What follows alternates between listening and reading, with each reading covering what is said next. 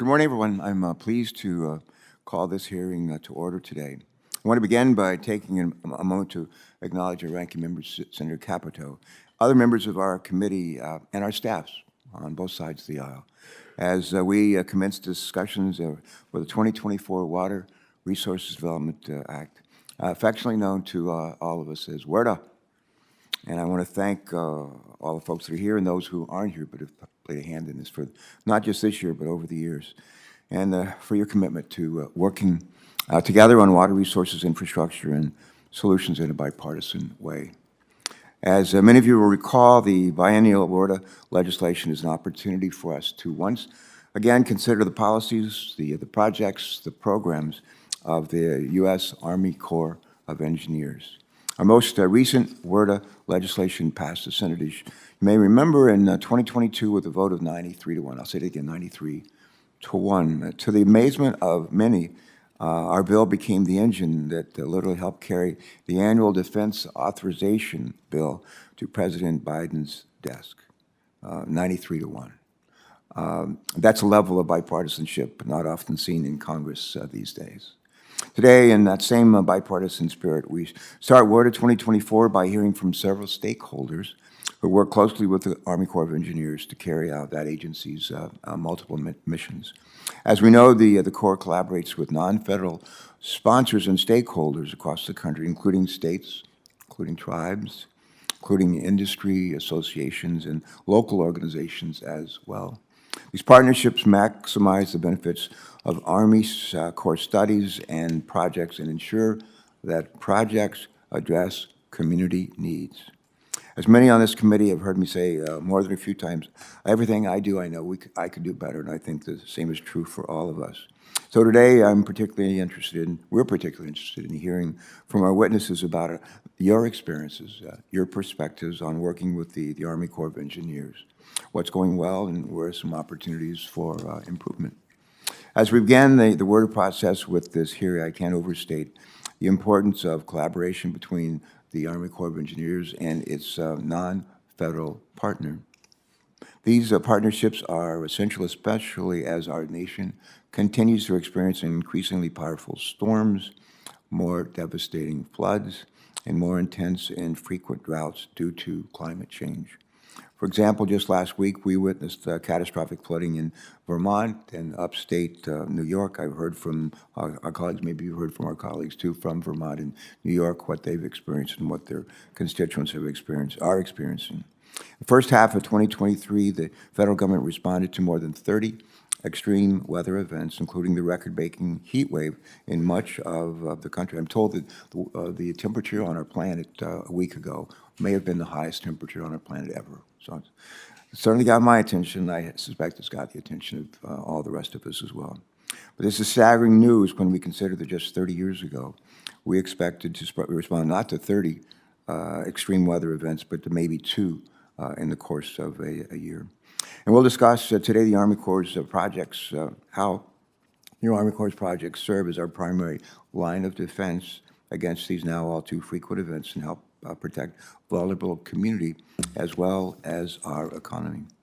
The Corps' work to enhance and restore our nation's coastline demonstrates how the agency's mission is critical in the fight against, not just against climate change, but certainly there. But increasingly powerful storms lead to the erosion of beaches, which make coastal communities more vulnerable to flooding. The Corps safeguards coastal towns from flooding by restoring or nourishing beaches. Coastal restoration not only helps to stabilize those beaches, but also prevents saltwater intrusion into inland areas, including valuable agricultural lands.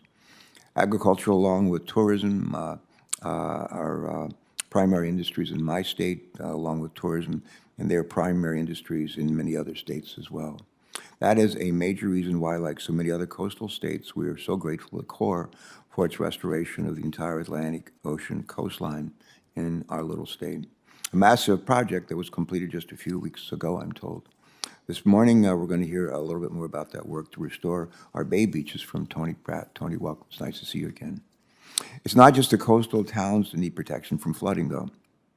Last year, a spring blizzard hit North Dakota, leading to the worst flooding, I'm told, of the Red River in more than a decade. That flooding resulted in considerable damage, not only to homes, but to businesses, to agricultural fields. The incident could have been even more devastating if not for the Army Corps' flood mitigation measures, like the Fargo, Moorhead projects, which we're going to hear about here today. And the Army Corps' vital work is not limited to protecting against extreme weather events. The agency and its partners also maintain our nation's inland waterways, as many of us know, the navigation system for our ports, which play a critical role in keeping our nation's economy moving. In fact, 99% of our overseas trade move through channels that the Army Corps of Engineers maintain. That's worth repeating. 99% of our overseas trade moves through channels that the Army Corps maintains. Without the Army Corps, we'd be dead in the water, and so would our economy. Literally. Yeah, literally. Now, with that in mind, we're going to hear today from the Port of Los Angeles, City of Angels, which is the largest port in the United States, handling some 20% of all incoming cargo shipments to our country. We're also going to hear about the Upper Ohio Navigation Projects, and a graduate of Ohio State is especially interested in hearing about that. But thanks to receiving more than $857 million from the bipartisan infrastructure law, this project is repairing locks on the Ohio River, which facilitate commerce and support the economies of both Ohio and our neighboring Pennsylvania. Last Congress, through critical funding from the bipartisan infrastructure law and WRDA authorizations, we made historic progress in advancing the Army Corps' ability to support infrastructure that is vital to commerce and is vital to job creation. WRDA empowered the Corps to better account for climate change, to also support disadvantaged communities, and to improve infrastructure while also protecting our environment.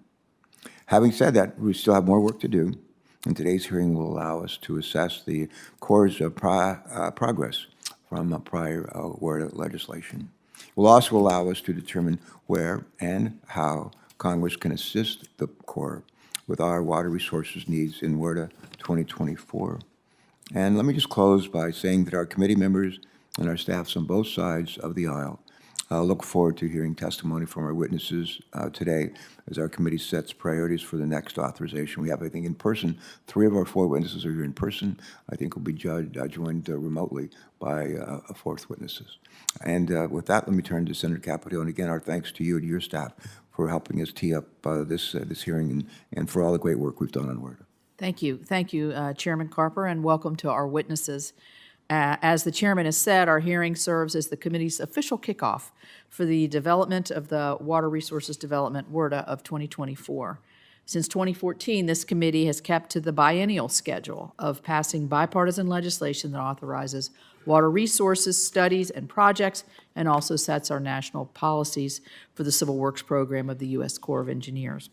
I look forward to continuing this track record for next year. This hearing will provide us with an on-the-ground perspectives from a diverse group of stakeholders who understand how this legislation advances water resources projects across our country.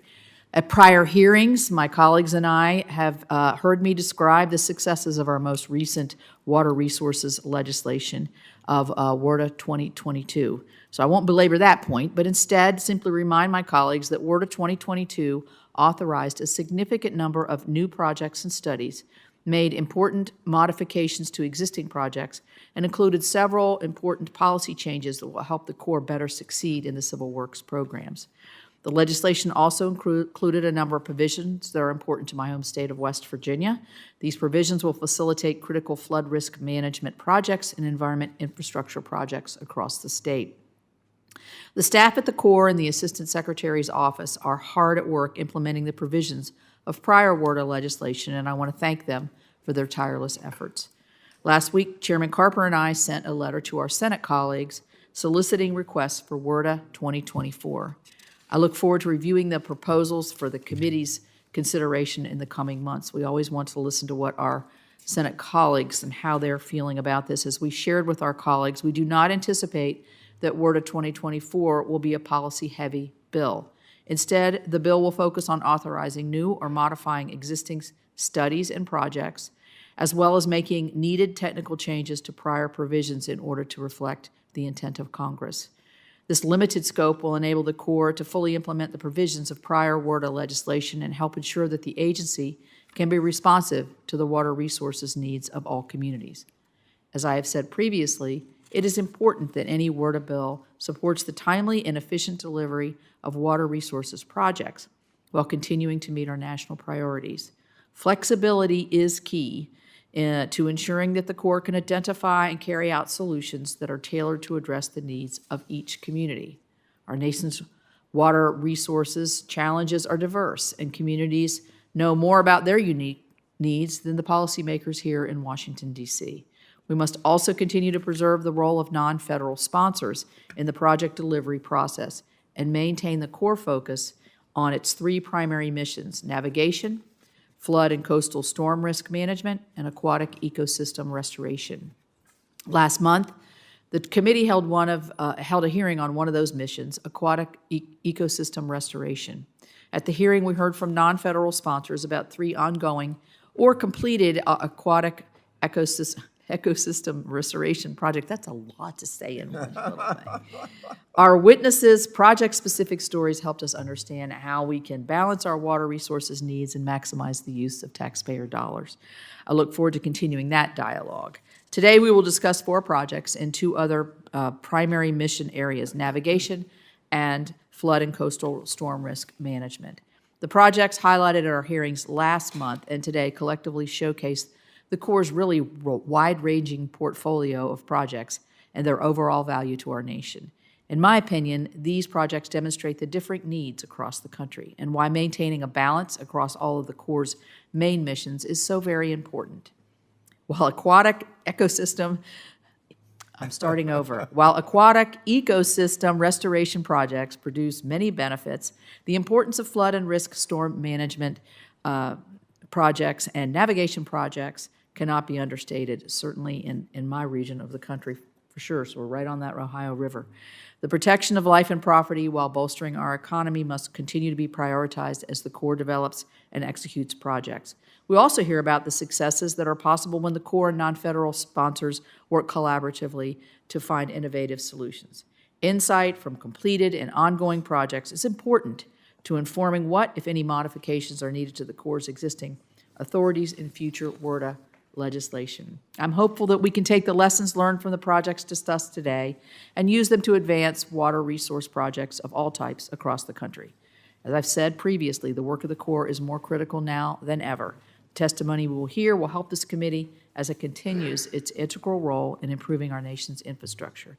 Mr. Chairman, I look forward to not saying aquatic ecosystem restoration projects. Mr. Chairman, I do look forward to continuing our partnership on this important legislation, and I yield back my time. Thank you for getting our hearing going with a smile on our faces. So thank you. I thank my colleagues for joining us. We'll have others who will join us. We've got a bunch of stuff going on the floor today, as you may know, and a number of committees are meeting, and so we'll look forward to their arrival and participation in this hearing as well. But my thanks again to the members of our staffs, Senator Capito, you and your team, to our folks on the majority side. We're real grateful. This wouldn't be happening without your efforts. And now we're going to turn to our panel of witnesses. Thank you all for joining us today. Three in person and 1 remotely, I believe. And the first person as I'm going to introduce of our witnesses is, I think, joining us remotely, and I'm not sure where she is, Dina Arian Zalen. Dina, where are you today? Hi, good morning. I'm in the Port of Los Angeles, here in Los Angeles, California. All right, well, good. Well, wonderful to see you. Wonderful to see you.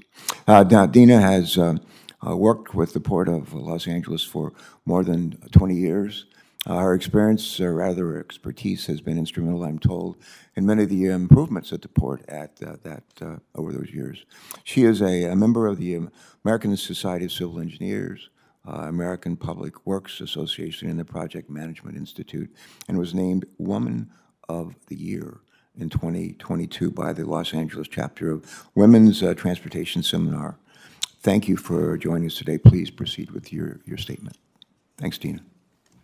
Thank you. Good morning, Chairman Carper, Ranking Member Capito, and members of the committee. It's Thank you to Capito. Senator. Capito.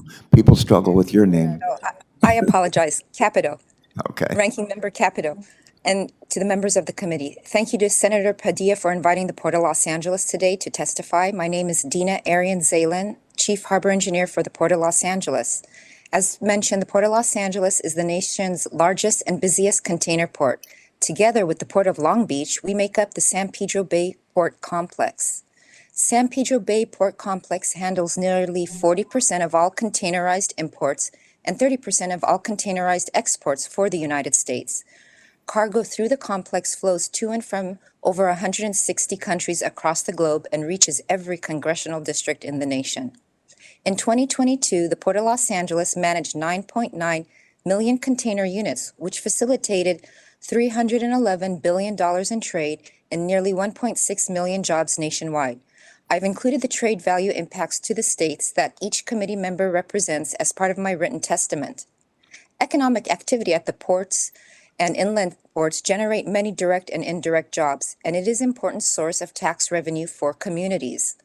The more goods and passengers that travel through seaports year to year, the more infrastructure, provisions, and associated services are required. That is why WRDA continues to be important for the maritime industry. When our supply chain works well, they operate largely unnoticed, delivering essential goods, creating jobs, and driving economic growth and prosperity across the nation. However, this has not been the case for the last 3.5 years due to the pandemic. Working with the Biden administration, Congress, the longshore workforce, and other key stakeholders, we successfully resolved the backlog of container vessels at our nation's ports, handled record-breaking cargo volumes while implementing environmental initiatives that move the San Pedro Bay Port Complex closer to our zero-emission goals.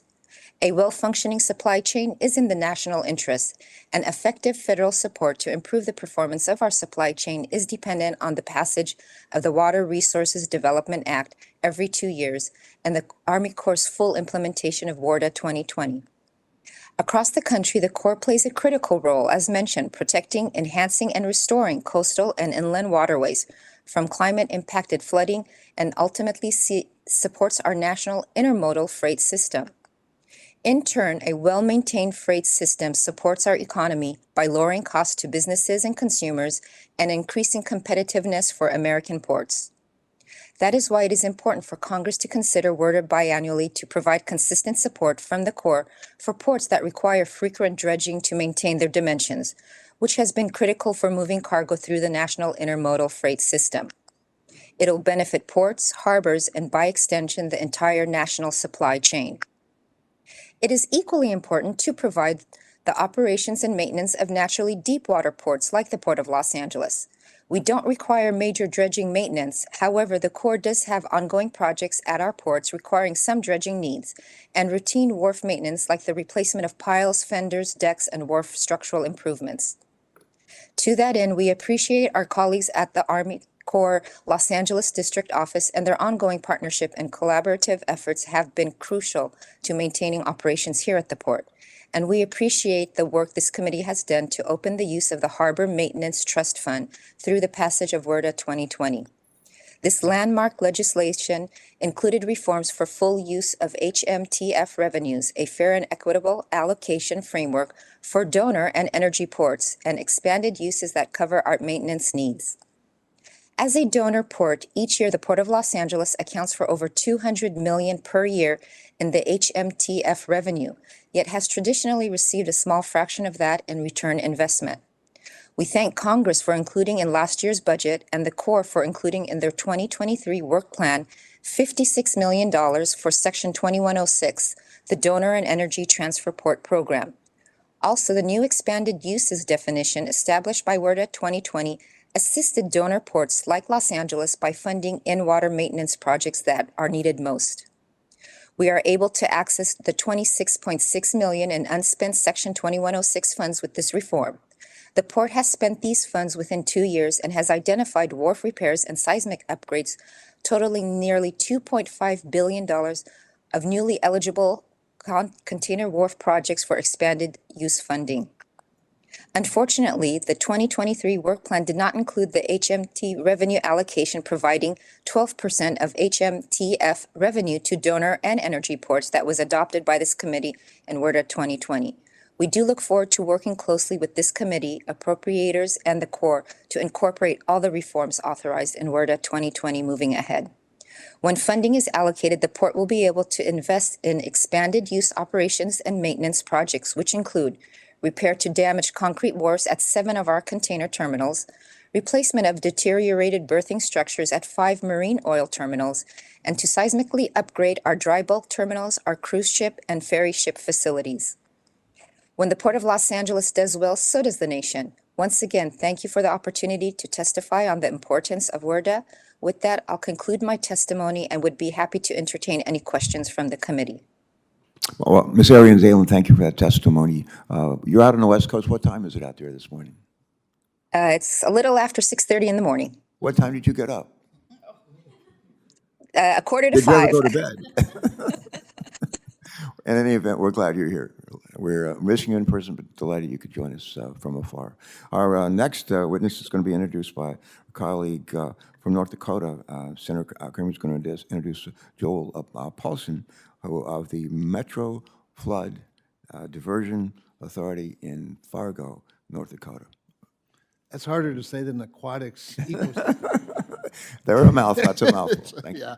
Well, thank you, Mr. Chairman and Ranking Member Capito, for having this important hearing. I enjoyed, as always, working with you and Senator Cardin and the other members of the committee on the last couple of WRDA bills, as well as all things infrastructure. Evidence that it really is a bipartisan effort. I was also reminded, as Senator Capito was emphasizing the 2-year authorizations, back to my freshman term in the House with you, Shelley. You were in the House at that time when Chairman Schuster insisted on returning to that discipline of 2-year authorizations. And we have a lot of things in law that we don't do, but we've stuck to that one really, really well. And kudos again to this committee for that. I also remember his insistence on forming a public-private partnership program, which is what's going to be highlighted today by Joel Paulson. So thank you for the opportunity to introduce Joel. He, as you said, is the executive director of the Metro Flood Diversion Authority. We just call it the Diversion Authority, and I will from now on, encompassing Fargo, North Dakota, and Moorhead, Minnesota. The 2 states of North Dakota and Minnesota are separated by the Red River of the North, and so it's a multi-state project for sure. He's had this position at the Diversion Authority since 2019. He's the first to have it, following an extensive, this is always fun, you guys, following an extensive nationwide search, we found someone local, you know.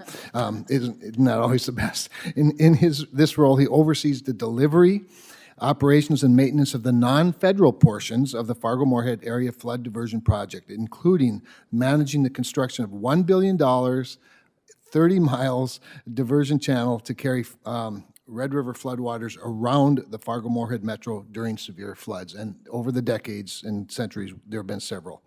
Joel has more than 20 years of experience in engineering, civil works, and traffic projects. He's worked on a wide range of projects, including utility replacements, transportation improvements, levee systems, and community planning. He served on the Moorhead City Council, almost as tough as being on church council, but that's where the rubber meets the road in politics.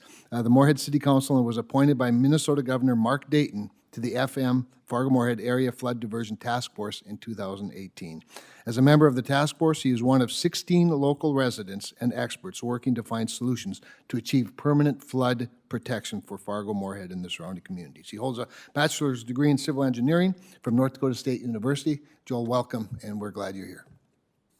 Thanks very much for providing that introduction. So, Mark, what was the role that Mark Dayton played in your life? So Mark Dayton appointed a group of Minnesota residents to basically find solutions for permanent flood protection. We were at a stalemate with a number of mitigation programs and impacts for the flood program. And the governors of North Dakota, Governor Burgum and Governor Dayton came together to basically find a solution, and I was part of that task force. Well, that's great. Mark used to be one of our colleagues here. I think he served 6 years and then became governor. He's a lucky guy. Some people do it that direction, others I know, that's what I hear. right, we're happy you're here. Please proceed with your testimony. Thank you. Well, good morning, and Chairman Carper and Ranking Member Capito, and members of the Senate Committee on Environment and Public Works. My name is Joel Paulson, and I'm the Executive Director of the Metro Flood Diversion Authority in the Red River Valley of North Dakota and Minnesota. I want to thank you all, and especially Senator Kramer, for inviting me to testify today as you begin crafting the Water Resource Development Act of 2024. Biannual passage of WRDA is crucial to advancing economically significant and life-saving water resource projects like ours. I'd like to first set the stage for the purpose and the need of our project. Plans for a diversion project started after the record-setting 1997 flood. Just north of us in Grand Forks, in the area of the Red River Valley. Ultimately, this flood caused $3.5 billion in damages to the region. And Fargo-Moorhead community knew that something needed to be done to prevent this repeat of catastrophe. Our own major flood occurred in 2009, and we continue to live with threat of spring floods annually. The Metro Flood Diversion Authority was tasked with protecting the Fargo, North Dakota, and Moorhead, Minnesota communities, and planning began for what would become the Fargo-Moorhead Area Diversion Project. Overall, this $3.2 billion project adds water control structures in a 30-mile stormwater diversion channel designed to divert water around the Fargo-Moorhead community during extreme yet increasingly frequent flood events. Additionally, the project includes 13 levee modifications, 27 lift stations, multiple bridge raises, and other infrastructure improvements. Completing a project of this magnitude under an expedited timeframe was nearly impossible, given the uncertainties of the conventional federal funding process and the substantial core backlog. Again, our threat of serious flooding is annual. We needed to find a faster and more innovative path to project delivery. Thanks to the great work of this committee, the 2014 Water Resources Development Act provided us with an exciting but untested solution: a new public-private partnership program through the Corps of Engineers. By allowing us to bundle various pots of public funding alongside private financing, as well as providing the MFDA with control over the program delivery, this P3 program has allowed us to save over $300 million in construction costs and over 10 years in project delivery. With Jacobs as our project manager, we move forward with the P3 process, where we leveraged our existing sales tax to attract private financing. In addition, we were thrilled to find other federal partners to provide over $800 million in additional federal financing, namely the US DOT through private activity bonds and the EPA through a WIFIA loan. As the very first Army Corps of Engineers P3 project, there have been countless small steps and learning opportunities along the way. While I won't be able to address everything in these remarks, I'll leave the committee with some initial thoughts for you to consider for your next WRDA bill. First, we encourage the Corps of Engineers to develop a user guide for new P3 applicants, a broad lessons learned document and a set of discussions to help set the tone and expectations for other non-federal sponsors. Utilizing a P3 is easier if done early in the process. This means being able to identify a viable financial model early enough in the process to provide private sector bidders with confidence. The same holds true for environmental permitting and being able to show a low amount of risk to the bidders. It's also important to know that the process of getting to a final project partnership agreement took hundreds of hours of meetings between our team, private sector financiers, to create a viable financial plan. Numerous environmental permits and corresponding mitigation plans. This required a true restructuring of the Corps' role in planning and delivery of flood risk management projects. Ultimately, this was a learning process for us and the Corps, and proper education of the P3 delivery model is necessary to ensure future projects continue being a success. Thank you again, Chairman Carper, Ranking Member Capito, and members of the committee for this opportunity. I look forward to your questions. And we look forward to your answers. Thanks. Thanks for that testimony and for joining us today.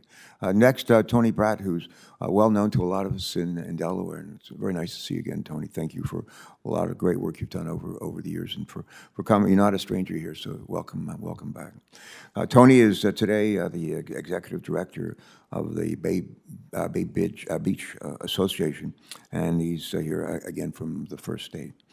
Tony also serves as the executive director of the American Shore and Beach Preservation Association, and has a long history of service in the First State, including as a part of the leadership of the Delaware Department of Natural Resources and Environmental Control. Tony, you're now recognized for your statement. Welcome. Please proceed. Chairman Carper and Ranking Member Capito, nice to see you today. Members of the committee, good to see you. Nice to be here again. I've been before you a few times in the past, and I have always enjoyed it. You've always inspired me to speak from my brain, not from my nose. I'm going to do my best today not to read everything here and emulate your style, sir. I want to congratulate this committee for its return to biennial WRDAs. It's very important to the nation that occur.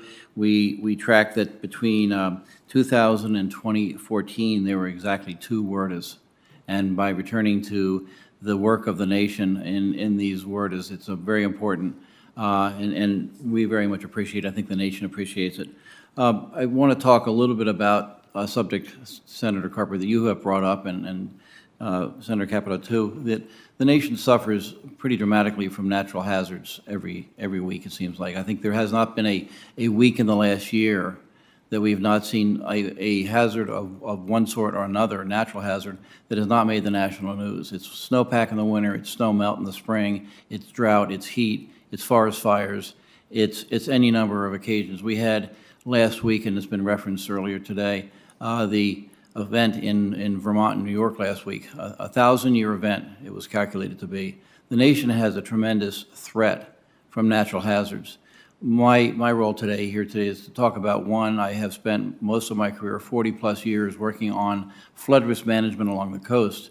Senator Carper has been a champion as our treasurer, as our lone member to the House of Representatives. He always thought he was a very important person in that position. 2 senators, 1 representative. It was a very interesting situation. You had such power in the state of Delaware. Became our governor and became our senator and is now our senior senator. Service for many years, and he has observed, Senator Carper has observed for many, many years, the importance of protecting the coast. The example I wanted to use today in my testimony is the Bay Beach Association's work that has been going, which is protecting dozens and dozens and dozens of miles of Delaware Bay coast through the 2022 WRDA authorizations that has gone forward. I use an example of how we should regard the importance of coastal dunes and beaches. The National Wildlife Refuge, Prime Hook Refuge, had a breach in the dunes that occurred many years ago. It was not attended to immediately, elevated the tide back in the wetlands area, resulting in not only a massive destruction of the wetlands themselves, but also very critical loss of forest habitat along the edge of the marsh. And almost even more concerning is how far inland the salt water went, contaminating farm fields that are important for production of food crop, as well as important chicken food that is a major industry of the state of Delaware. Poultry industry is a big driver, and we had salt inundation into fields, agricultural fields, that really impeded the ability of a farmer to produce product for many, many years after that. We have before us an opportunity in the 2024 WRDA to further the work of the Corps of Engineers. I think, as has been observed, this is going to be catching up, I think, on many of the authorizations that have gone out before, the change in policies. There will be new authorizations, but policy changes. I would like to leave you all with a couple of thoughts. 2 recommendations for enhancing the nation's defense against coastal storms and sea level rise. Through previous WRDA bills, Congress has provided a sophisticated toolbox of authorities to help USACE meet our most pressing coastal challenges. However, there is a lag in implementation guidance and authorized studies, often never receiving funding. Please do all you can to remedy the challenges of implementation so all of your good work can actually benefit those of us who work with USACE districts on frontline problems. Help break the cycle of paying for the cost of hazards after the fact and avoiding damages by investing before the event. that this could be helped by conducting comprehensive risk assessments of natural disasters that factor in the after effects of disaster recovery. Natural disasters, whether they be floods, storms, fires, tornadoes, earthquakes, extreme heat or drought, are life-threatening and life-altering events. The post-event cost of human suffering is very real, but is absent from the federal government's view on recovery and rebuilding costs. I want to close my testimony by thanking this committee for its steadfast commitment to our nation's coastlines, all other flooding and water resource problems and related threats to homeland security through biennial passage of WERDA. The examples I've shared today may be just for one state. However, you could find similar examples across the country. Thank you for taking these challenges head on. Thank you. Senator Cardin usually sits right here on my left side. He's also stuck with me on the Finance Committee. He sits on my right hand. And he is one of our two senators from Maryland. And as Tony knows, Delaware and Maryland are there's part of the Delmarva Peninsula, the VA, is Virginia, and a lot of the issues that Tony has spoken to with respect to beach erosion, replenishment, and the loss of valuable agricultural land, especially, is not only a concern to us but also to our neighbors. And I would be remiss if I did note that one of the people who preceded Ben in the U.S. Senate is a woman whose birthday is today, and Barbara McCluskey. Barbara, I don't know if Barbara's out there listening or tuned in or anything, but she's alive and kicking. And we just have there's a reception, a very nice reception room in the Capitol was named after her, in her honor, last year. She, when she and I were on good terms, sometimes we weren't, but well, usually we were. But she would, when we're on good terms, she would describe us as Delmarva buddies. And when we weren't on such good terms, she had other words she might use. All right. All right, Chris, I don't know how to follow this, but let me just say, last but not least, Chris Blanchard, the treasurer of the Waterways Council and executive director of Cooper Consolidated, a firm that handles cargo and provides services on the inland waterways systems. Mr. Blanchard is directly familiar with the importance of the extensive system, including the Upper Ohio River. Mr. Blanchard, welcome, and please proceed with your statement. Thank you. Chairman Carper, Ranking Member Capito, and members of the committee, thank you for the opportunity to speak today on the benefits of the nation's inland waterways transportation system and the importance of Water Resources Development Acts. I will focus on the improvements for inland waterways made through various WERDAs and why these changes help create and sustain jobs, increase efficiency and safety, reduce emissions, and make our inland waterways system more resilient for decades. My name is Chris Blanchard, and I serve as Executive Director of Cooper Consolidated, an asset-based provider of midstream stevedoring, barge, marine, and logistics services. With operations from the mouth of the Mississippi River to Baton Rouge, we provide cargo handling and movements throughout the entire U.S. inland waterways system. I'm also treasurer of the Waterways Council, the national public policy organization that advocates for a modern and well-maintained inland waterways transportation system. The building block commodities that transit the inland waterways include energy products, fertilizer, grain to feed the U.S.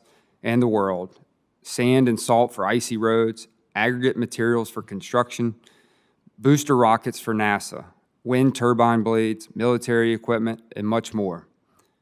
Collectively, locks provide cost advantages that incentivize more than 500 million tons of cargo across the entire system of 176 lock sites, extending through 28 states. Nearly 11,000 miles comprise the fuel tax portion of the system, on which commercial operators pay a diesel fuel tax that is deposited into the dedicated Inland Waterways Trust Fund. This tax pays for 35% of the cost of new construction and major rehabilitation of the infrastructure on the fuel-taxed waterways.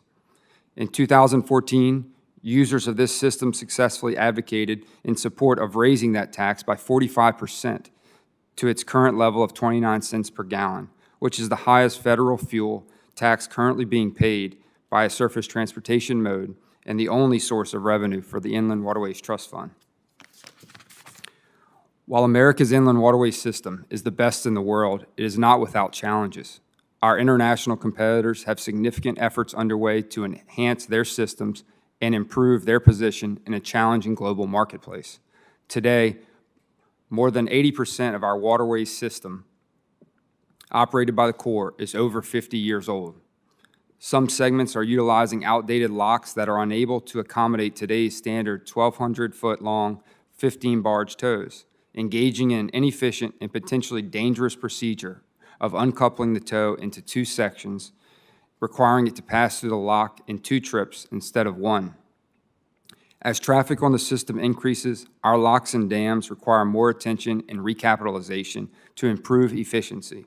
Fortunately, this committee prioritizes consistent funding for the inland waterways, facilitating the nation's economic well-being. These investments keep our waterways reliably available to all users, and as we increase our efficiency, the national benefit of the inland waterways will continue to grow. I want to thank this committee for continuing to prioritize the biennial enactment of WRDAs. As a native Louisianian and an avid sportsman, I assure you that your work has not gone unnoticed. The bipartisanship shown through WRDA bills proves that Congress has a significant interest in modernizing our nation's civil infrastructure and maintaining America's advantage in global markets. I especially thank you for your diligence and attention to modernizing the cost share formula for inland waterways construction projects. As a result, skilled building trades that construct locks and dams, operators who transit the rivers, shippers of many commodities, and the American economy is stronger for it. While navigation often dominates the spotlight, it is essential to note that our industry is not the only beneficiary of lock and dam infrastructure. Inland waterways infrastructure strengthens surrounding communities through 6 critical benefits: navigation, hydropower, flood control, recreation, water supply, and irrigation. We all benefit from the Inland Waterways Trust Fund construction projects and will continue to do so through the helpful policy changes made during the WRDA process. That concludes my testimony. Thank you for allowing me to be here today, and I'm happy to answer any questions. Mr. Blanchard, thank you for joining us. Thanks very much for your testimony. And we're going to turn to some questions. I'm going to lead it off and then yield to Senator Capito. First of all, our thanks to each of you. And Dina, if you're still out there somewhere, I hope you are. We appreciate you joining us remotely. But your testimony very much is valued, and we're grateful to receive it. Each of you understands that the critical work of the Army Corps of Engineers and to all of our states and throughout the country, from I guess providing for navigable waterways, to protecting our communities, to addressing flood risks and restoring our degraded ecosystems. We appreciate your insights and that you have as non-federal stakeholders. It's been very valuable. And my first question is a question for each of you, and I'm going to ask each of you to take a shot at it if you would. But what has been your experience? What has been your experience in working with the Army Corps in general? How have they supported you and your efforts and your water infrastructure needs, and maybe in an area or two where they might do a little better job? Mr. Paulson, you want to lead off with, again, experience working with the Corps, how have they been supportive, and maybe where could they do a little better? Absolutely, Mr. Chairman. Overall, our partnership with the Corps is very strong. With the public-private partnership approach, it did require the Corps to change the way that they approach projects. It required them to provide flexibility, both in permitting and contracting actions. Ultimately, the relationship was one of a risk management relationship. So the Corps continued to take on the components of our project that were the most risky and maintain the federal integrity. The non-federal sponsor chose to take things that were marketable for private developers in the private industry and move towards that direction. So it's really a split delivery type of a concept. And in order to do that, you need to have a very strong partnership. So there isn't a day that doesn't go by where we don't coordinate with our colleagues at the St. Paul District to continue to further move this project along. I would like to say that this absolutely is one of the very rare projects that the Corps has that is under budget and on schedule. And the result of that is the measures that are put into place and the pressures provided by the public-private partnership. So to answer your question, Chairman, our partnership is very good, and there's certainly some lessons to learn along the way. We had rocky times, but we always found ways to work through those. We did spend a lot of time with core policy folks here in Washington as we developed the concept of the public-private partnership, as well as the P3 office at the Corps of Engineers headed by Aaron Schneider. Good, thank you for that. Tony, same question. Maybe share a little bit, if you will, some of your experiences in working with the Corps, not all of them, but maybe one or two, and maybe highlight an area where they've been very supportive and maybe an area where they could do maybe a little better. Thank you. Very happy to answer the question. I've had many years of experience, and I've had very, very positive one-to-one relationships with Corps individuals, both in the Philadelphia District, North Atlantic Division, and also at headquarters. I think the individual interactions have been top-notch, and I have great respect for those individuals. If I were to make one comment about ways in which the Corps could probably provide better services, it's looking at some of the bureaucratic processes that are imposed upon them. I think the biggest issue that comes to my mind is still the stovepiping of some of the missions, that there is theoretical talks of looking at navigation needs and looking at operations management, sediment supplies, and how that could benefit flood risk management and natural resources. And those still seems to be a lot of stovepiping as where the budgets lie and where they could do better in providing an overall service. But individually, great. I think there's some business lines that need to be looked at in a more modern way. All right, thank you. Mr. Blanchard, please, same questions. Yeah, so our organizations also enjoy a positive relationship with the Corps and a partnership. And a great example of when our industry and the Corps worked together was last year we experienced a significant drought on the inland waterway system, which impacted the ability to move cargo efficiently. And the Corps, along with the Coast Guard and industry, coordinated the timely deployment of dredges to address low spots in the river that would enable us to continue to move cargo as efficiently as possible. It wasn't an ideal situation, but they were a great partner in working with us to ensure that cargo kept moving and that we did not get to an all-stop position. With that said, certainly a lot of the capital projects for inland waterways that the Corps work on have oftentimes been over budget and taken longer than anticipated. So I think there's definitely room for improvement there. We have plenty of opportunities there for improvement, but I think someone else would be most qualified to give specifics, and we can certainly follow up with your staff on specific ways to improve that. Good, okay, thank you. Before I turn it over to Senator Capito, let me turn to Ms. Arian Zalen for your responses to the same questions, please. Thank you.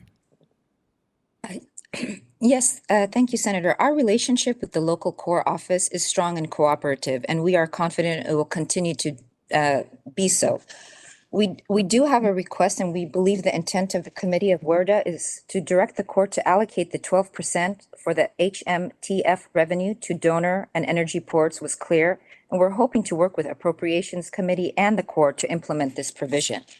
We would like to be able to utilize those funds and allocations to advance our critical berth maintenance projects and other in-water improvements. All right, thanks for that. Senator Capito, please. Thank you, Mr. Chairman. Recently, the Army Corps leadership recently said that your project, Mr. Paulson, would have taken 10 additional years to build if it had used the Army Corps' traditional approach rather than the P3 approach. So I want to dig a little bit deeper on this because this could impact what's going to happen in 2024. You also mentioned it came in under budget, and that's interesting in times of supply chain challenges that a lot of projects are seeing. If you could help me, I mean, I know you have the federal partner, you probably have state and local who are your other partners that are non-federal? Well, thank you, Senator Capito. So our private developer through the P3 public-private partnership model is called Red River Valley Alliance. It is a joint venture of three world-class contractors that came together. We did select them through a competitive process, and they were the best suited to meet our needs. They also bring their own financing to the table. And that financing provides them the incentive to meet schedule because they have to pay back their lenders, and we do not pay them until they complete whole components of the project. So components could be a bridge, it could be a drain inlet, it could be something along those lines. So we get the benefit of getting that piece of infrastructure fully complete before we ever pay them a dime. That provides them incentive, of course, to stay on schedule because they need to meet those milestones in order to repay their lenders. That impetus and that incentive then also applies pressure on the Corps because this is a comprehensive project. We can't operate unless the Corps is completed with their components and the public-private partnership is completed with their components. So it's really a joint venture between this private developer. Our role is really to oversee the private developer to ensure quality and that they're doing everything appropriately, and then coordinating issues with the Corps. And that doesn't happen during traditional delivery projects. When you do a design, bid, build, there's a lot of inefficiencies, components are broken apart. There's a lack of innovation from the contractor, who is also the designer on our public-private partnership. So through those enhanced efficiencies and the pressures of the private financing, it's really helped to keep our project on schedule.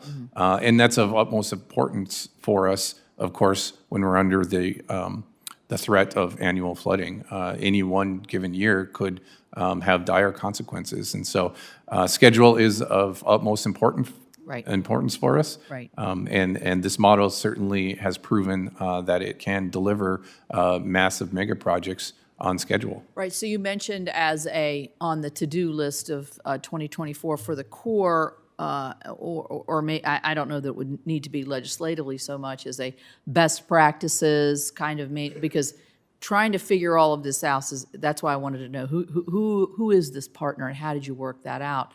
And so are there other P3 projects with the Corps active right now that you're aware of? I'm certainly they're calling you and trying to figure out how you did this. Absolutely. It's my understanding that there are a few additional projects that have been authorized and could use P3. There are no other projects that are under construction, however. So we were the first project to go through project development, procurement with a private contractor. How long did that take? The procurement process lasted about 4 years. However, we were hampered by some permit issues along the way, and we did have to suspend the procurement for So I'm about a assuming year. that's federal permitting? Some of it was Corps, some of it was state permitted. Some of the Yes. state, okay. Well, that's a repeating theme in this committee. Let me ask you this. Everybody, I wanted to ask everybody the same question with the remaining 40 seconds, so I'll just start with you, Mr. Pratt. Are there additional authorities that you think that the Corps would need to carry out projects such as what you have? I mean, it's a little bit of what the chairman just asked, but I guess I'm asking for more specifics here. I don't know that it's the authorities per se, but it's to be more of the will of Congress for the Corps to look at ways to optimize the work that they do. I don't know if that is specifically within an authority or not, but it to me I've referred to it just a moment ago as sort of the stovepiping or the missions of the Corps sometimes don't mix as well as they should. I think the ASA's office right now is trying to strive to correct that, but and the PRNG that's coming out will also look at the benefits, counting the benefits in a better way that we might be able to count how the benefits from a navigation project can supplement a flood risk management or environmental enhancement project because of sediment supply. Right. Well, I mean, the Corps is an Army And stovepiping is sort of a problem over there at DOD in certain times in certain places. So I think that's excellent. One of the other issues that we've run in, again, onto the permitting, and certainly Mr. Blanchard, you may know this. I know we have a project going on the Ohio River right now. It's not just the Corps. It's Fish and Wildlife. It's state DEPs. And the better coordination of those. We've tried to formulate through the highway program one federal decision where there is a lead agency. Obviously, in the Corps projects, the Corps is going to be the lead agency. But I mean, are you finding this an issue as well, the moving from agency to agency while the Corps is spearheading this, or is this not an issue? Yes, ma'am. We find the same, that there are continued challenges when there's so many agencies involved in permitting process in general. And, you know, there's a good reason for a lot of that, but there certainly is an area of improvement where there could be more coordination so that you could move the timelines up, because as the timelines continue to get added, the projects only get more expensive. And certainly we've seen that here most recently in the environment that we're, you know, the economic environment that we've experienced lately. I mean, but I would say just finally, the takeaway from, a big takeaway here is that the P3 projects come in on time or even earlier and under budget. And I think that's a welcome relief when you're trying to stretch federal dollars. So thank you all very much. Thank you. Senator Capico, thank you very much. Senator Kramer, thanks again for joining us and for being a valued member of this committee. Please proceed. Thank you, Mr. Chairman. Thank you to all of you. This has been fascinating, and I've had stovepipe running through my head ever since you brought it up, because I think it illustrates a lot of the challenges. But Mr. Paulson, in talking about inflexibilities and the challenges and stovepiping just within the Corps, you have a really big stovepipe situation where you do have some of the value of the P3 is that some things are not so Corps-oriented, and other things have to be, particularly the river itself and how that outlet gets built. Maybe describe a little, give us an example, I think you mentioned this to me earlier, an example of where the Corps' inflexibility, perhaps especially timing, didn't sync up with the other part of the project, and what the consequence of that is. Because I think ultimately this could be an area where maybe legislatively or policy-wise we could help. But you gave me a $3 million example, I think, earlier in our meeting. Absolutely, Senator Kramer.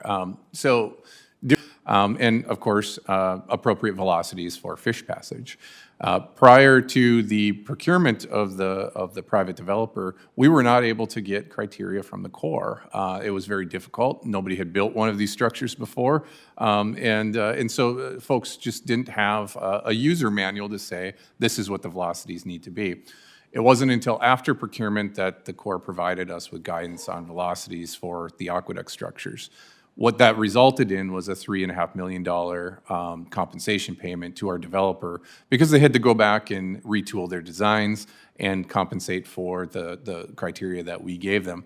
That change was bore by the non-federal sponsor. That was not non-federal sponsor. That was not federal dollars. So, you know, from our standpoint, the more comprehensive you can be up front during the bidding process, it allows the private developers to appropriately price that risk.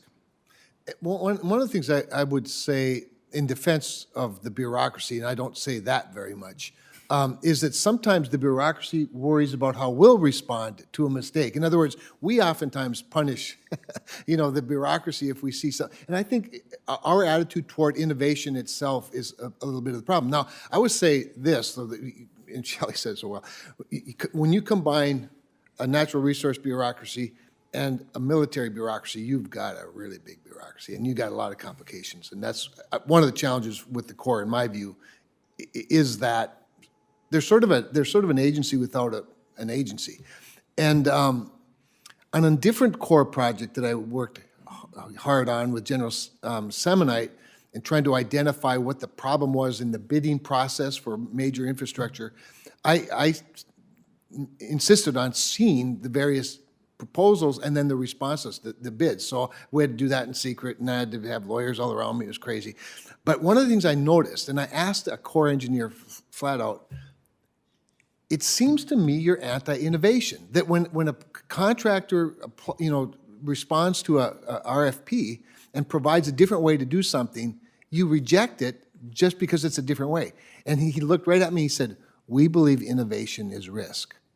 So it gets risked right out of it's something that could be done twice as fast, half the price. They won't do because they still have to use those other machines that do it slower. All of that said, I think some of this is, we as policymakers need to encourage it. I don't know how we do it from a policy standpoint, but we have to find a way we ought to find a way, because we need to do more things with the same amount of money or less, and to build in those incentives in the public sector that aren't natural, that they're natural in the private sector, and P3s are a way to do that. But having said that, any thoughts you might have on how we could, encourage or inspire the Corps, incentivize them the right way, would be great. Absolutely, Senator Kramer. Our project is all about innovation. So I mentioned previously that we use performance-based specifications. That allows the private industry to come up with the best way to build our project, the most efficient way to build our project. Now, that obviously challenged the Corps to start building a project of our magnitude without having final specifications and drawings, really kind of caused some concern. And we did see flexibility from the Corps in allowing us to move forward with them as an observer on our portion of the project, which is P3. And we have seen an immense amount of innovation come from the private contractor, which reduces costs, increase schedule, reduces schedule, and provides, the level of quality that we're looking for. So it's really the best of all worlds. So if we want innovation, we have to have performance-based specifications, not prescriptive specifications, which the Corps is generally accustomed to. It is a clash of cultures. Thank you. Not at all. Senator Ricketts, thanks for coming back, and you're up. Great. Thank you very much, Chairman Carper and Ranking Member Capito, and to our witnesses for being here today. As I've discussed in this committee before, at the state of Nebraska, we've had some challenges with the Army Corps of Engineers. And one of the challenges with regard to permitting, we had one of our natural resource districts looking to raise some levees. So they weren't trying to build new levees, they're trying to raise levees. And the Army Corps took 6 years to get them their permit on this.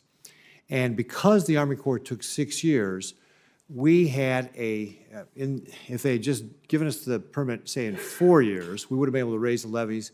In 2019, though, we had a flood that was a 500-year flood and damaged Offutt Air Force Base and caused nearly $1 billion in damage. 6 years is way too long to get a permit done. Like I said, even the horrible service of 4 years would have allowed us to raise those levees and mitigate that damage. So getting permits done in a timely manner is an important thing. Now, I will also note that with some new leadership at the Army Corps of Engineers, we've got a much better relationship in the state of Nebraska, and I appreciate that relationship being better, because I think it's to the benefit of everybody. One of the things the Army Corps of Engineers is doing is they've got their permit finder database they're developing. Now, my team has been going through that, and it seems like in some cases it's already outdated and is lacking important updates in that. And of course, if we're going to have tools to be able to track all these projects, these tools must be updated so that we can do that. So I was going to ask all the witnesses what your experience is with regard to the permit finder database, and do you find that it's something that has been updated, that it's useful, and what are sort of things need to be improved on it, if any, from the Army Corps? So, Mr. Paulson, we'll start with you. Thank you, Senator. I do not have experience using that database, but I can tell you one thing that was very advantageous for our project was the Corps allowing us to pursue some permits and do some of the NEPA requirements. Now, our project wasn't always a P3. We had initially decided to do a traditional Corps project. It wasn't until this committee allowed the Corps to use the Corps working with the state agencies versus the non-federal sponsor who's on the ground. They know the area better. We're the ones that are going to be taking care of the environment as it relates to our project long-term. And so that has been very beneficial, both from the state permitting in Minnesota and North Dakota, and has really expedited it and removed the risk of permit schedule impacts that you see so often on the other projects. Great, thank you. Mr. Pratt, what about you, your experience in the Army Corps' permitting database? I've not used the database. I can't speak to it directly. I will say that I retired 5 years ago from the state of Delaware. Graduation, it seems like. I retired 5 years ago from the state of Delaware as the administrator of shoreline and waterway management, and we had a number of projects that came before the Corps for permitting and felt the exact same pain. I can't say that we ever had a project that took 6 years in permitting, but certainly 2 to 3 were sometimes the case. It's a nut that needs to be cracked. We think we've seen a lot of discussion about it for decades, and no one seems to know exactly how to remedy it. Sometimes it's lack of personnel, could be the tax in the road, it could be consulting other agencies, it could be unanswered data that goes into the application itself that the Corps sits on and says we need information. We welcome those conversations going forward, but I have not seen the database and can't comment on it. Okay, Mr. Blanchard? Thank you for the question, Senator Ricketts. Unfortunately, I'm not familiar with the particular database you mentioned. Do you have any other experience with, any ideas or any experiences or suggestions on how we can improve the permitting process in general with the Army Corps?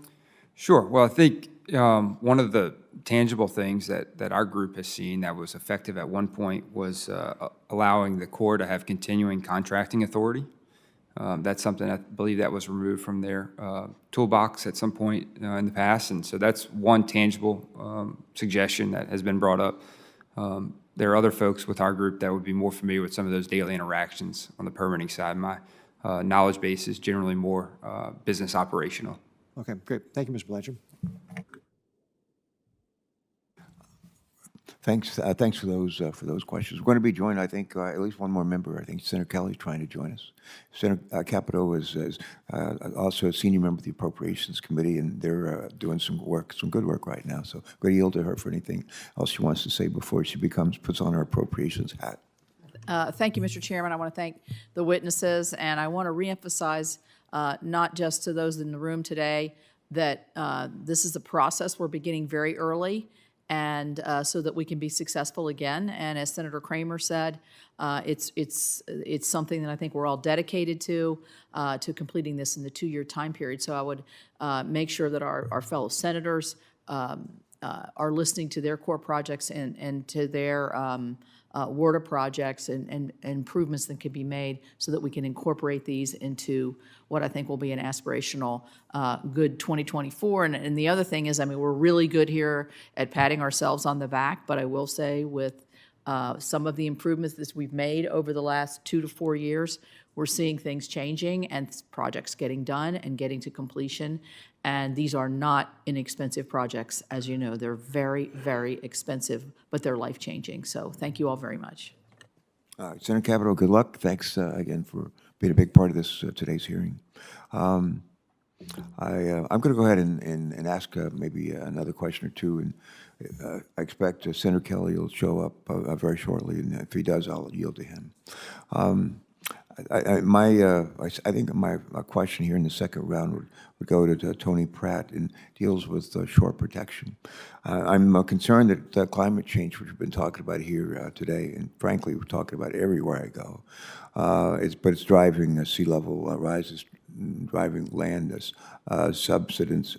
It's driving flooding in our state and a bunch of other states up and down the coast of our country. During the time that we're in this hearing today, we'll be here for probably close to 100 minutes. In the state of Louisiana, they will lose a piece of land to the sea every 100 minutes, size of a football field. Size of a football field.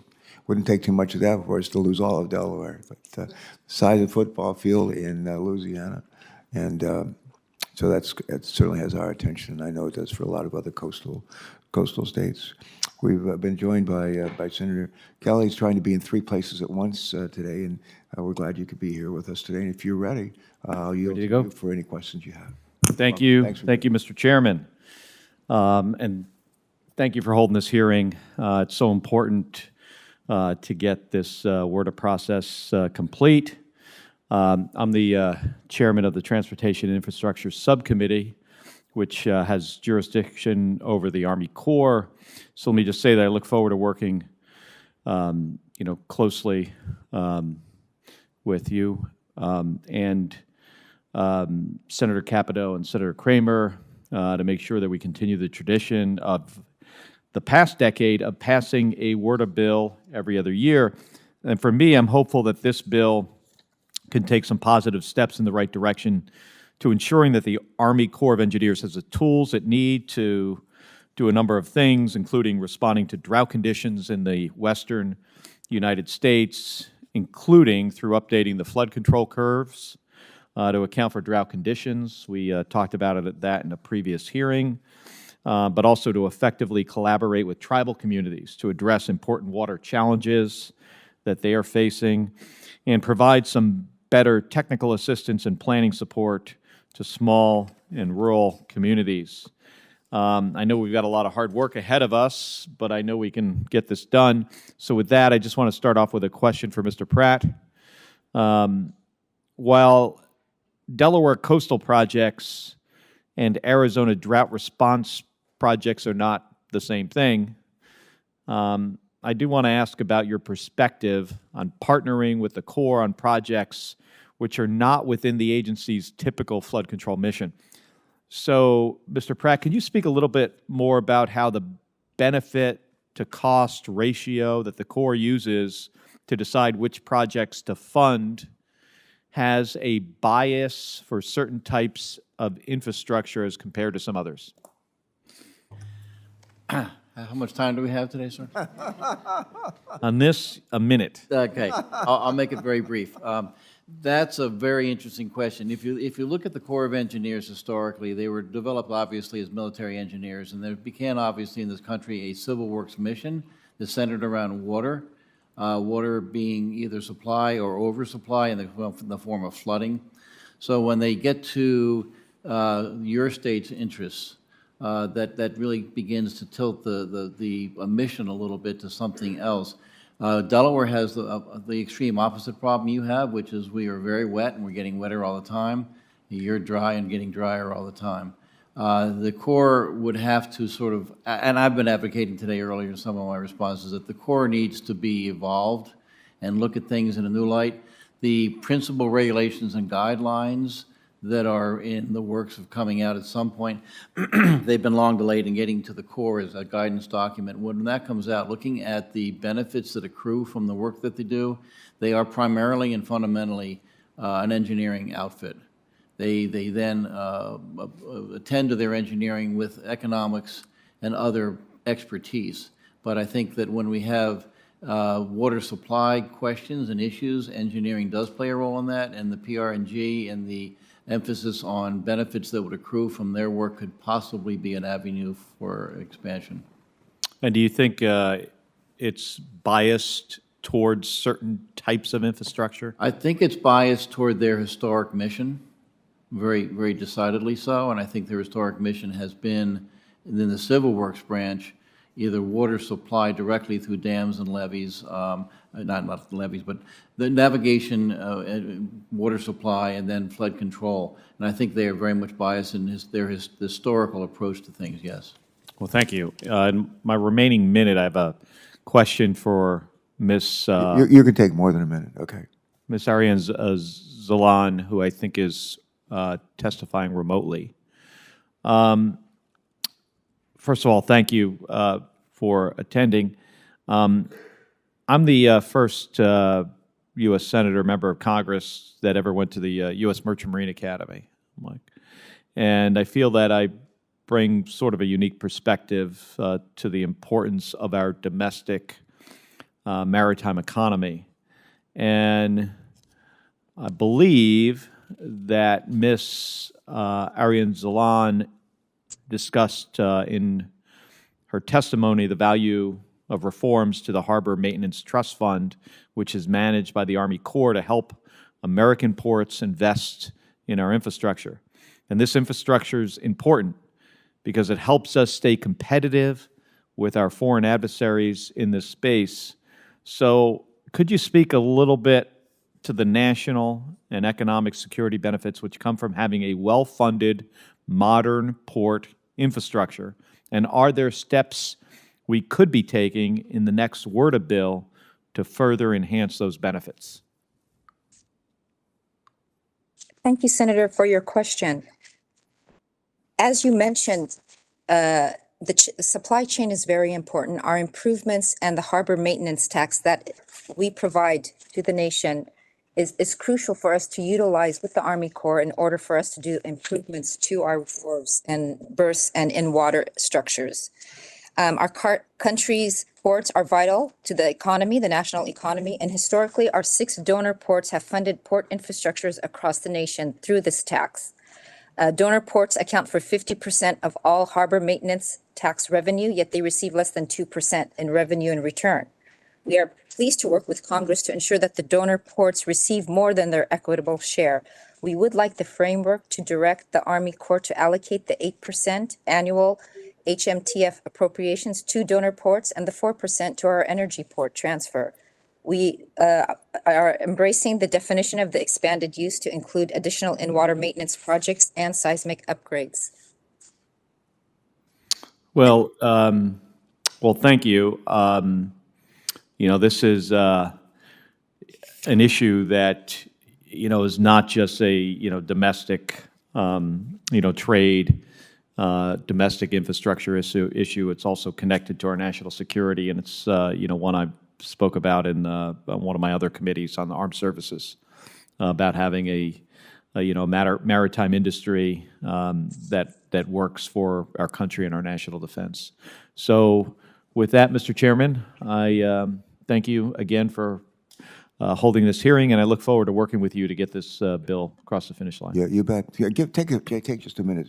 Yes. Where some of the other members of the committee have been talking about the kind of weather that they're experiencing in their states, and you and I talked a little bit about what we all are witnessing in Arizona. It's certainly challenging. Yeah, it's pretty hot. Give us a I mean, minute or two, if you would. Yeah, it's it's always hot in the summer. Let me start there. And we are used to dealing with the heat, but what we've seen here over the past couple weeks is, I think we're now at 20 days. If today gets, I haven't checked, but if it gets above 110 degrees in Phoenix, we've got mayors across the state that are taking rather proactive steps to address this issue of heat islands in cities. There's ways to do that, planting more trees, material that you can put into pavement to mitigate some of the ability for the pavement to, absorb and then radiate, heat back. So we are making progress on this. Probably would have been better if we started, 20 years ago. And I think it's going to be important for this committee to recognize that the state of Arizona has some climate-related, challenges. And it's not, as we see today, it's not just, water, it's heat. But more heat means, results in more evaporation, which then compounds our water issues. All right, thank you for that. Thank you. Insight. Thanks very much. We'd like to hear from you again, and then I'll wrap it up if no one else arrives. Go ahead. All right, thank you, Senator. Mr. Chairman. I would note, Senator Kelly, Nebraska's having a great week this year. It's like 80 degrees. We've gotten rain. Just saying, you could come to, you could move to Nebraska. Well, okay, yeah, we are known to get blizzards in February. That's true. Something that they don't get in Arizona. But one of the things that we had been experiencing and are still in the process of experiencing for the last couple of years is a drought. And that also impacts in different ways inland transportation and so forth. And I would like to ask some of the witnesses here, just what steps can the federal agencies or Congress do to help mitigate some of the impacts of droughts and low water events on our inland transportation? And actually, I think I'd like to start, since I ran out of time last time, with Ms. Aryan Zalen from the Port of Los Angeles. Since California's had a drought, did you see any impacts on that in the Port of Los Angeles? And do you have any suggestions on what we might be able to do to mitigate those? That's a challenge all of us are facing across the country. You're absolutely right, Senator. We are proactively embracing resiliency with climate change and sea level rise. We conduct a sea level rise adaptation study, but at the same time, we're also looking for ways that we could utilize drought tolerant opportunities for our construction methodology and for the port itself. We are currently revisiting the study also to ensure that our infrastructure remains resilient. But drought is a challenge that we are all facing, and we are looking at ways that we could incorporate new technology, innovative thinking with regards to embracing the new world, as they say, with climate change. Hey, Mr. Paulson, what about North Dakota? I know that, again, you're agricultural state, transportation on waterways is important. What's your thoughts with regard to when we have droughts and low water events on what we can do to mitigate that and what things that the Congress might be able to do? Thank you, Senator. So our project is a flood protection project. However, we are in a unique position in North Dakota where we have too much water in the spring, not enough water in the summer. We are actively working on a project to bring Missouri River water to eastern North Dakota. However, that is fraught with numerous permit challenges and issues in order to develop that as a water source. So, you know, if you were to go back and look at our flood control project, there would potentially have been the ability to store some of that flood water with our project for the summertime when there may have been a drought. So I think it's innovative approaches like that. If we are going to be doing a mega project that's related to flood protection, can we also address other natural disasters such as drought and provide resiliency within our project for those sorts of things? So it's a unique area, much similar to your state, of course. But those are the types of things I think that need to be talked about and looked at. But yes, we currently are trying to develop additional water resources within the state. However, permit issues are challenging. Do you do a lot of transportation of your agricultural products by water? North Dakota, not so much. I mean, we are the beneficiary of transportation on the Mississippi. Goods come up to Minneapolis-St. Paul and obviously are shipped up to the Fargo and the Bismarck area in North Dakota.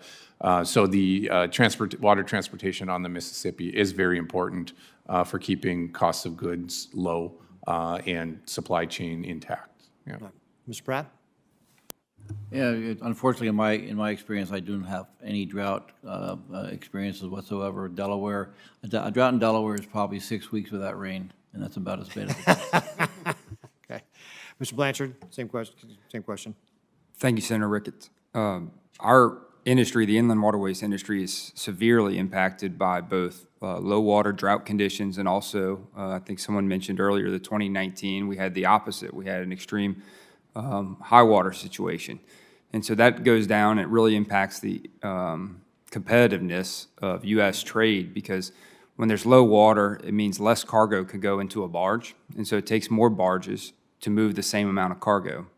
When that happens, the cost to move those goods goes up and it hurts the competitiveness, whether it's the U.S. farmer or imports that are going to steel mills throughout the U.S., it really has an impact.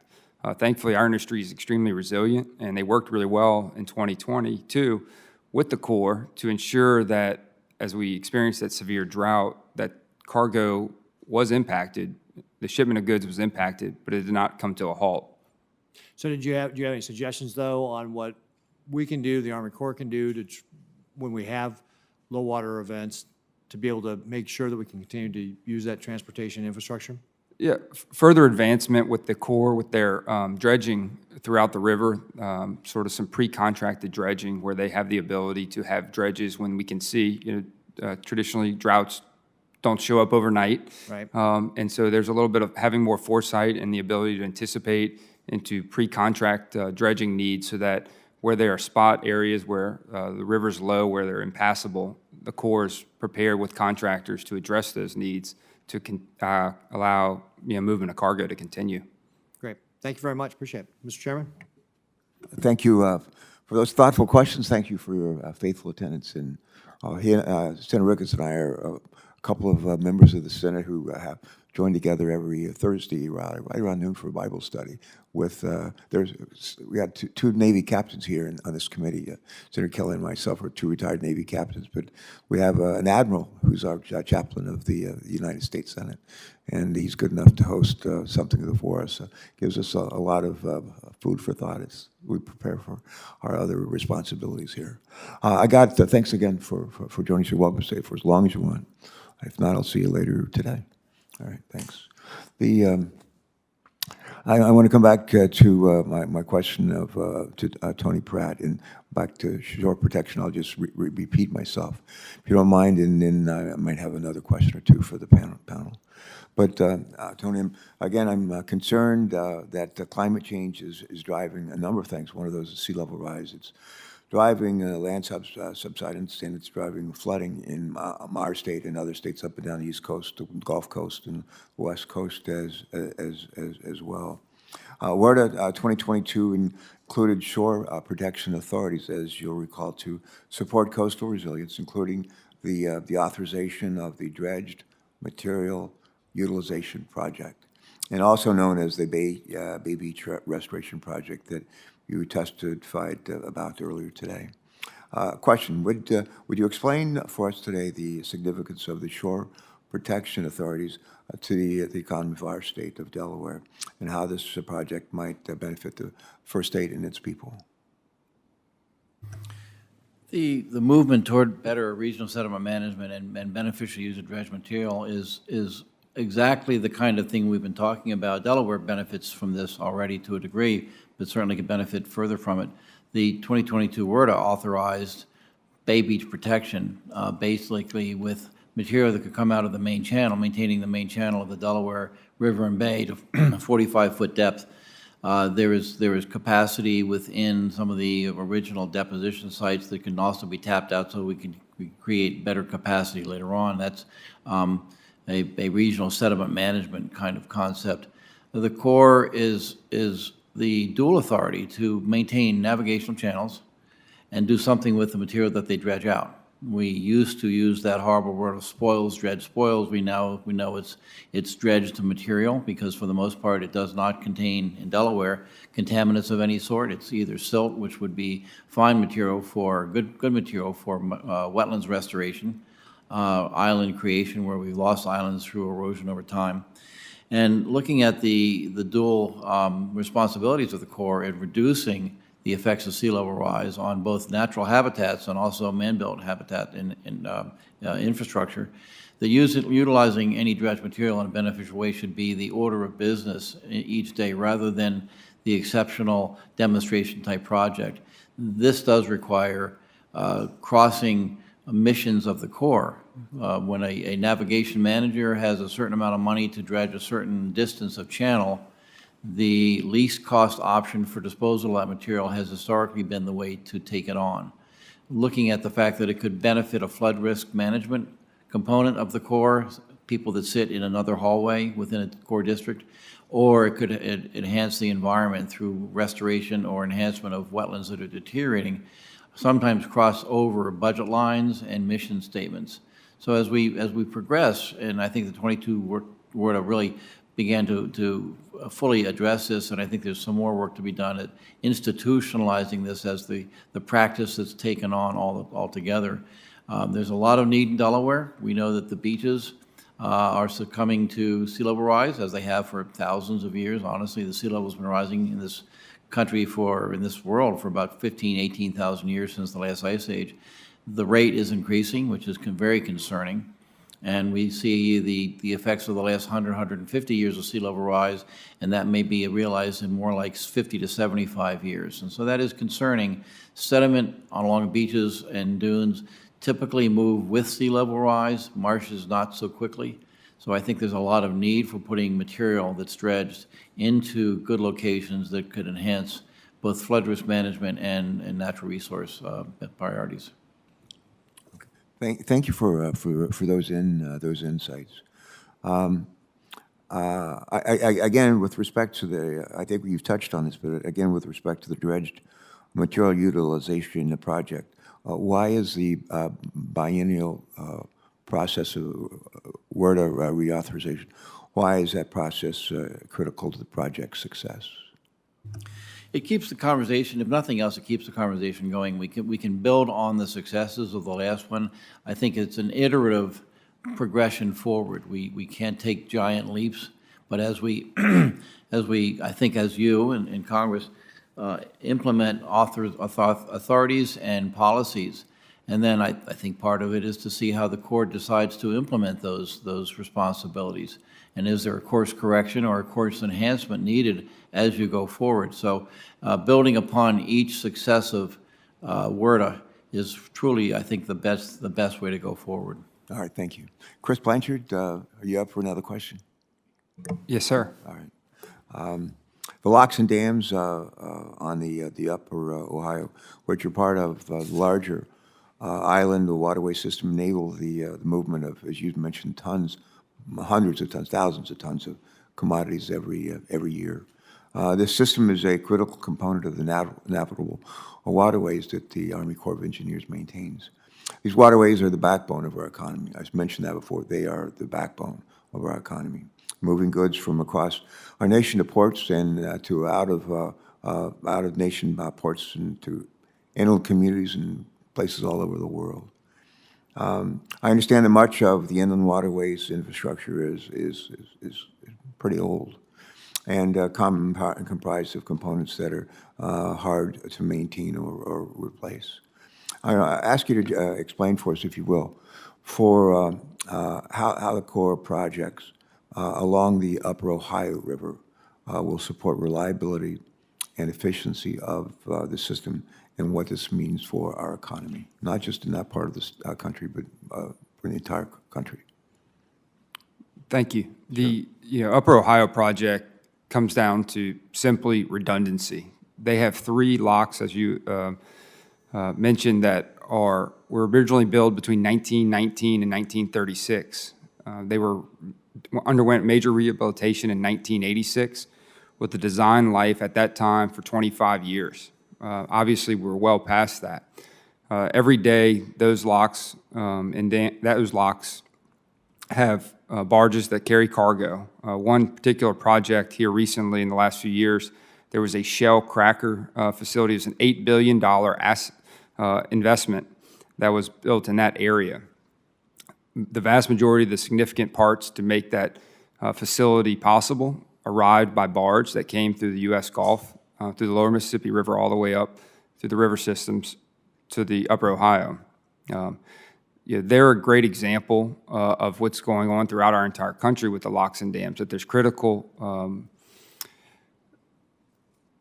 cargoes regularly moving through locks and dams that are particularly past their design life.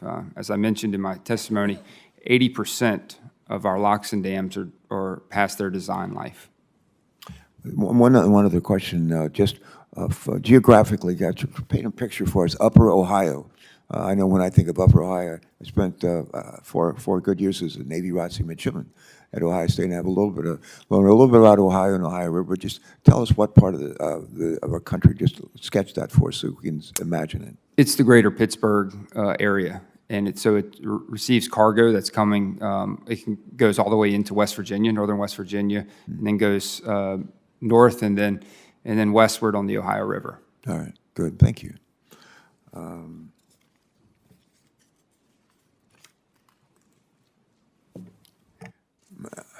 Ms. Ariana, Zalen, are you still there? Good, you are. This is overtime for you. You'll be probably ready to call a day here pretty soon. Thanks again for joining us and getting up so early today. As I mentioned earlier, a sizable amount of the United States gross domestic product is related to import and export activities that are ports across this land. Navigation is one of the Corps' primary missions in addition to flood risk management.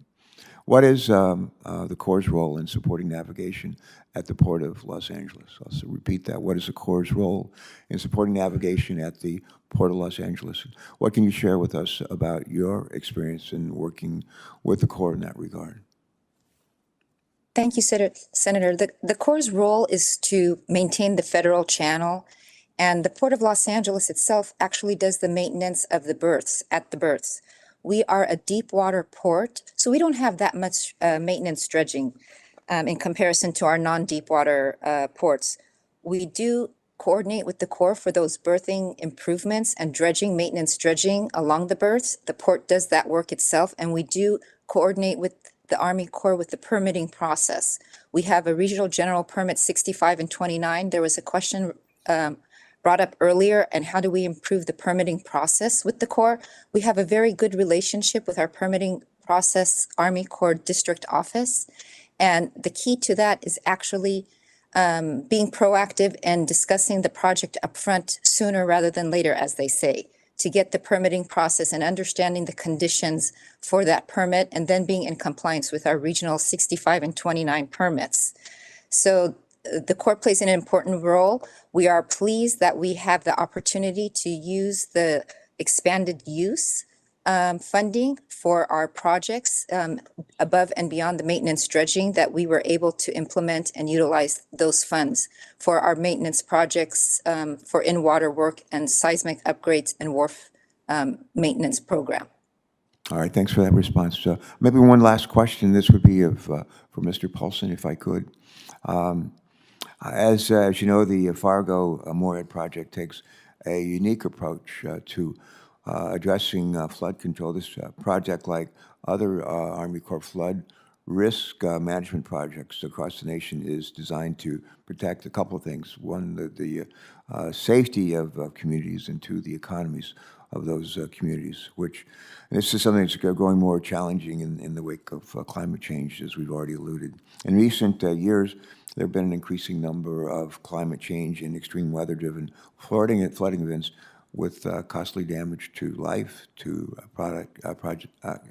property, and to our economy. This makes flood control projects like Fargo Moorhead especially important. My question today is, and we'll close it out with this, is please describe from us, if you would, from your experience, the importance of your partnership with the Corps on flood risk management, and how are you addressing these extreme weather events? Thank you for the question, Chairman. I think it's a very good question. As we move forward in the future, we're going to see larger and larger flood protection projects. With the current state of funding for the Corps Civil Works program and the current backlog continuing to add to itself, it is a very major concern for the nation. How are we going to address climate change and provide the flood control resiliency that this nation needs to continue to be successful in the future?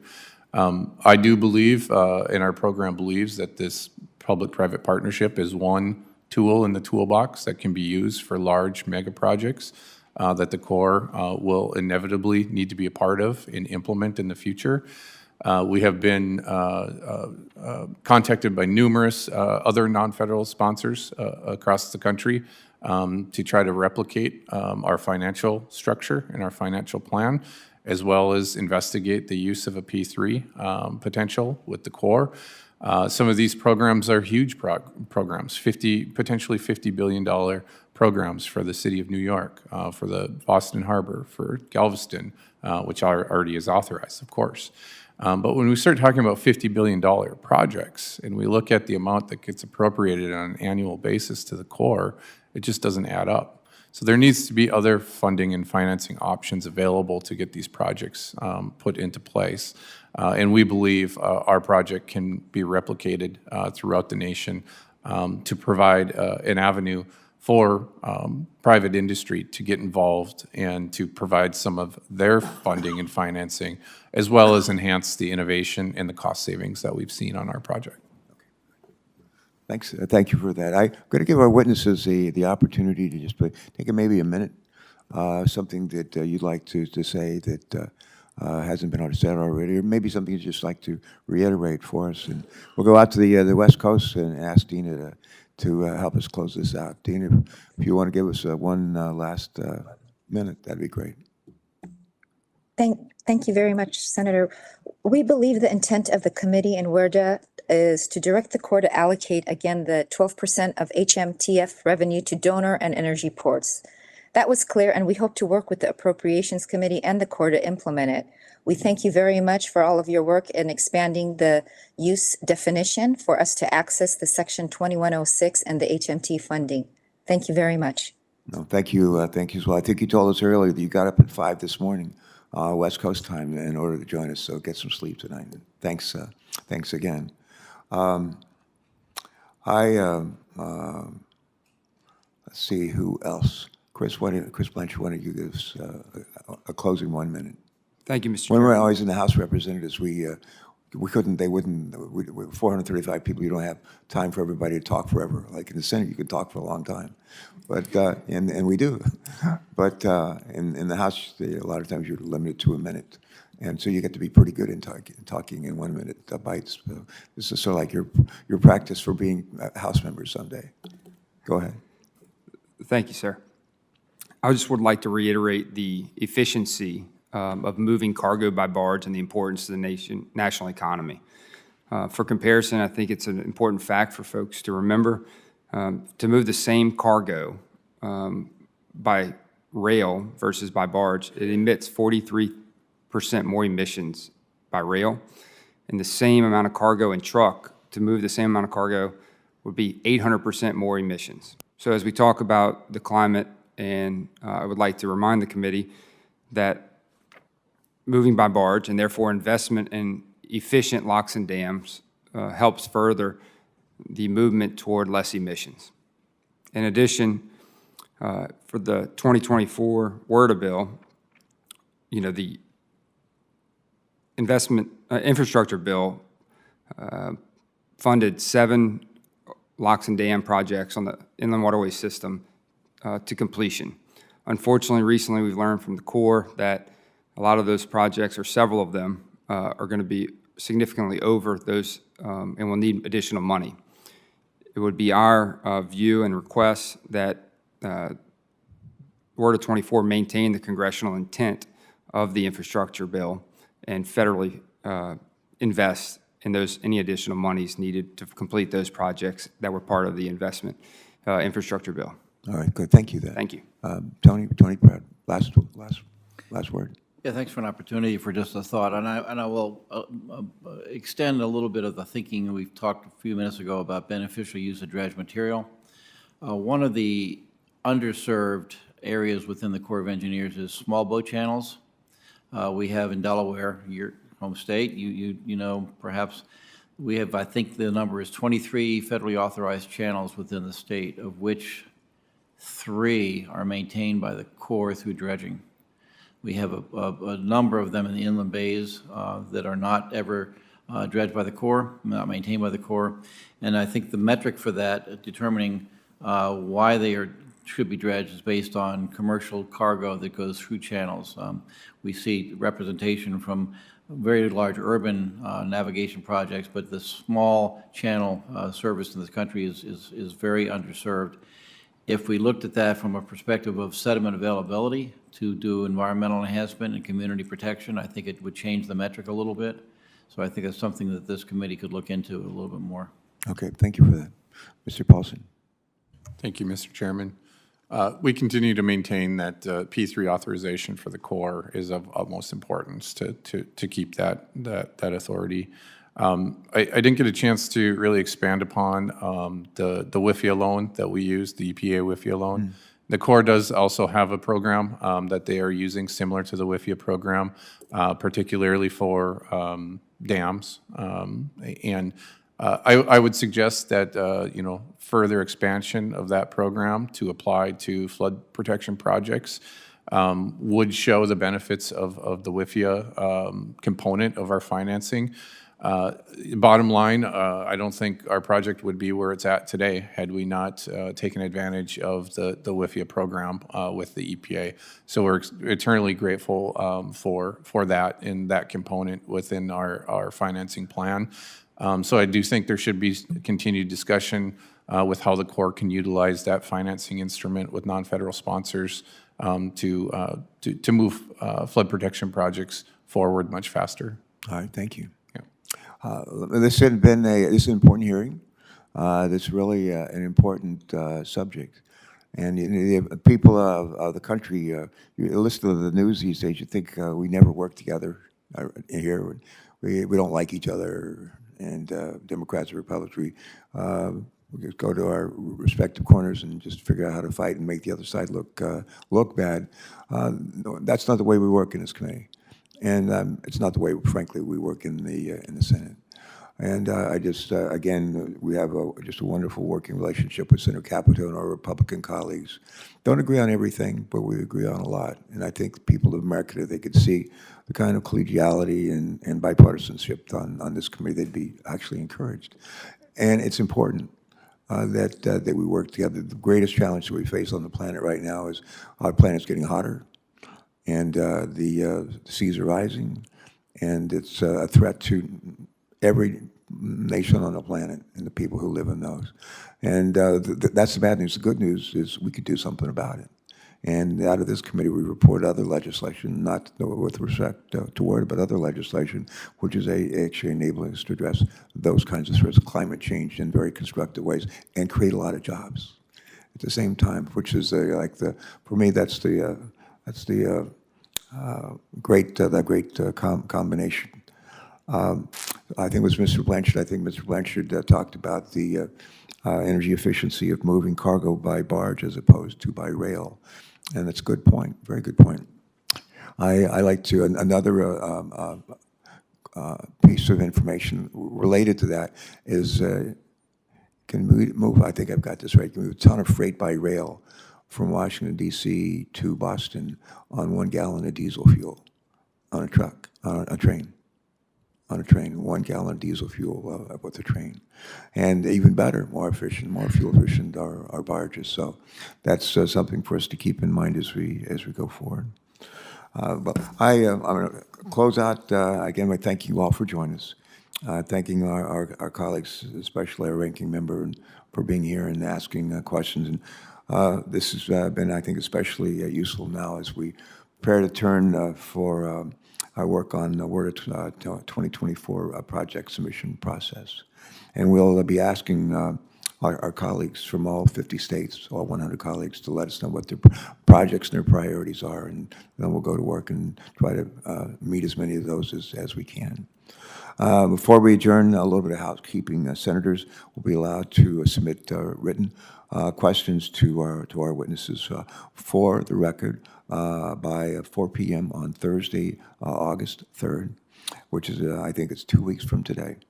And we'll compile those questions and send them to our witnesses, and we're going to ask you to try to respond to us, if you will, by Thursday, August the 17th. We just turn to our staff members on the majority and minority side. Anything else? No, sir. All right. As we say in Delaware, it's a wrap. This project, this committee hearing is adjourned. Thank you so much.